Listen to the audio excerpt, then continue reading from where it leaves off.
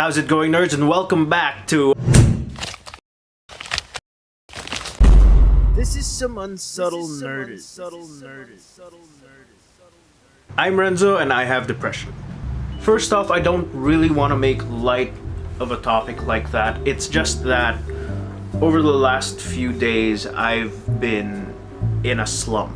Which is weird because I had such an amazing Halloween with such amazing people that I will forever consider my friends. You know, we partied, we got drunk, we shouted 2010s music at the top of our lungs, and it was great, but I had trouble getting out of bed the next day. And it wasn't a hangover. And in my severely depressive slump, which had actually been building up over the last maybe week and a half, I just had trouble reconciling with the continual condition, basically life. And sometimes having to deal with that kind of stuff sucks. And I think nerds or geeks or theater kids, which I am all of them, and basically any other kind of nerd knows, I think we've all had to deal with some sort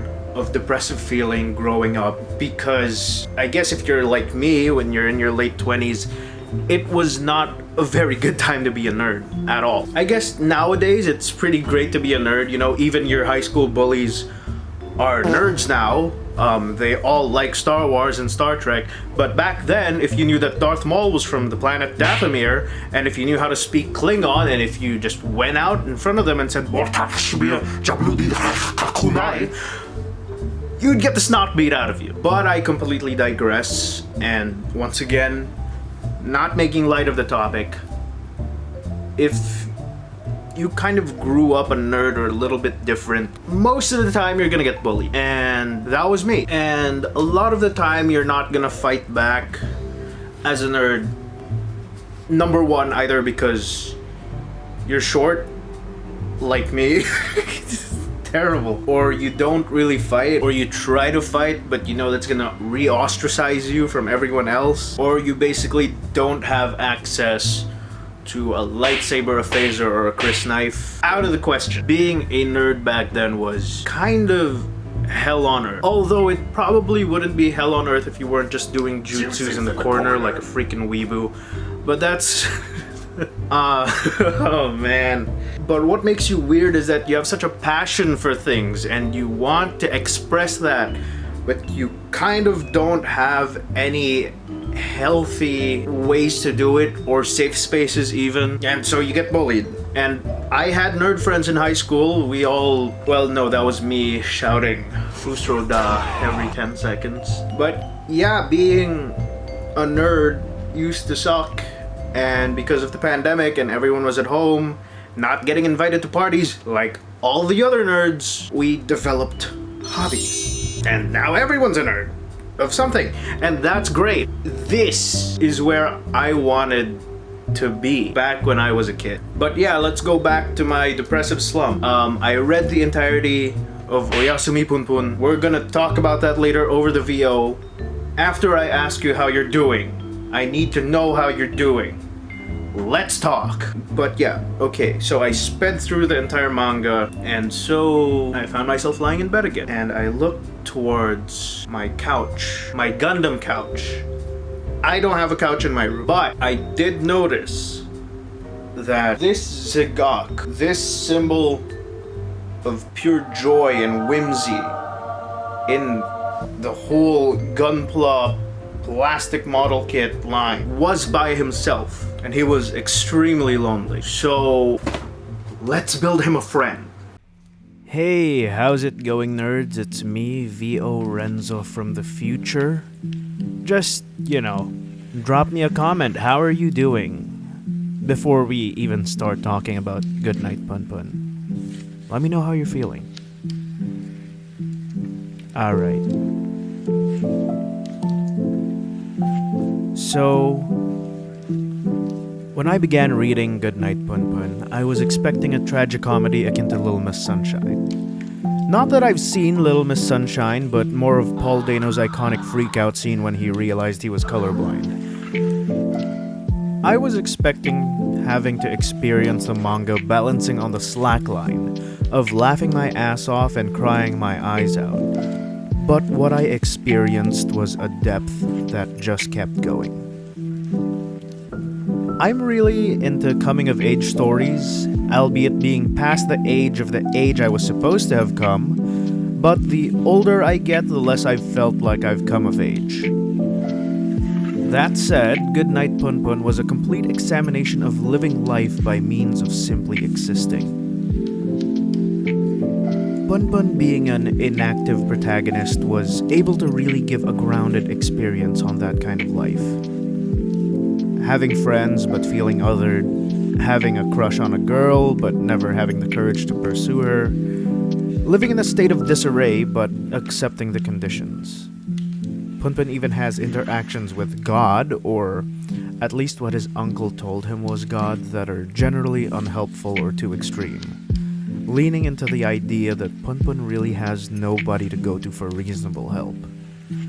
That's kind of what the whole of the beginning acts are about. Punpun lives in the world of a Shakespearean tragedy, but he lives half his life as a groundling, an audience to the terrors unfolding around him.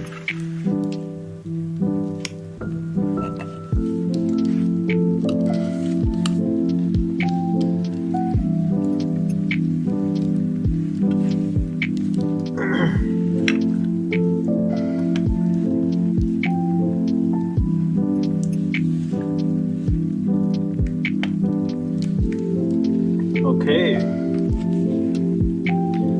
so we have made it to Reverse Nugget. Hopefully you're enjoying the talk that's going on right now. But yeah, we have to interrupt that for a bit of nugget time. In some kits, you build them from the boots up, like some Zeonic kits. This Zgok has something called the Reverse Nugget, because it doesn't start with the head and the body, and it just starts with the legs and the waist. So yeah, let's circle on back to what we were talking about. I'd like to avoid talking about spoilers, so I'll just stick to how the manga made me feel. One of the things I loved about Goodnight Punpun was Punpun himself. Throughout the entirety of the manga, Punpun and his family are depicted as this bird doodle. I actually never really looked into it, so I have no idea why the author, Inyo Asano, depicted Punpun as such. However, I do think it was done to make it easier to relate to Punpun and his emotional state. It also created a contrast between Punpun and the photorealistic world he lives in. We can pretty much confirm that Punpun, as a bird doodle, only exists in our eyes as the viewers. But to everyone else, Punpun and his family are no less human than the rest of us. I also have to add that this manga has some of the most beautiful, grotesque, and abstract art that I've ever seen in a manga based on our world. This manga was full of moments where I laughed out loud through a bunch of pages, and then I was bawling under my blanket in the next. It was difficult at times to read through it, especially in Punpun's more formative years, as we've all had to deal with embarrassment, fear of being ostracized, and shattered dreams at some point in our lives. The manga really has a knack for holding the mirror up to nature and does a damn good job at articulating whatever confusion, weirdness, and wonder that is brought about by self-discovery. Aside from the usually discussed themes of domestic violence, sexual violence, and death, another theme I closely related to was the danger of holding on. For years, Punpun holds on to so many things like shame, guilt, love, and hatred that have forced him to stagnate, focusing on what he built himself on instead of what he should have been building toward, which in turn results in him constantly shutting himself out. For a lot of people suffering from mental illness, and speaking from my own experience, this tends to be the case a lot of the time. It's so difficult to hold on to so many things when you can only wake up with so many spoons a day. Punpun is a reflection of so many of us who are still too afraid to let go of things in the past because progress can sometimes be more terrifying. But I think what we can all learn is that it is really healthy to let things go, especially if they're all we think about. As Punpun continues to add weight onto the Katamari-sized boulder he's continually pushing up on his life's own hill, we see close as he approaches the edge of it all. As much as I'd like to suggest that you do read Goodnight, Punpun, I strongly advise you to stay away if you aren't feeling your best. It's a story that has a lot to say, that comes free with a lingering feeling of pain.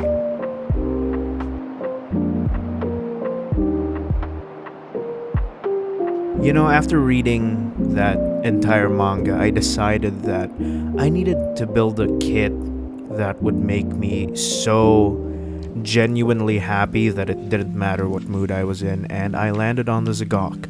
It's such a whimsical kit. It's just so full of energy despite being, so blocky and Zeonic, I guess. But it's so posable and it's so fun to have around that you kind of just forget why you were sad in the first place. I already did have a Zgok. I had Char's Zgok, but he needed a friend, so I built this one. So, they can do activities together, like dancing, against a dark background. Really cute. They could do other activities like basketball with Haro.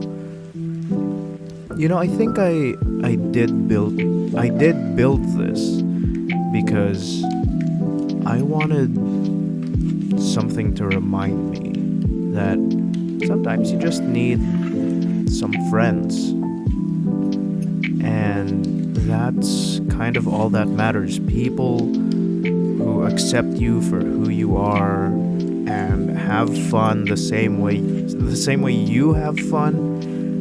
It's great. It's nice having to hang out with people or talk to people or just share things with people who share your views and like the same activities that you like and have the same hobbies as you. It's just so nice and comforting. And sometimes even a Zeonic grunt kid needs a friend, right?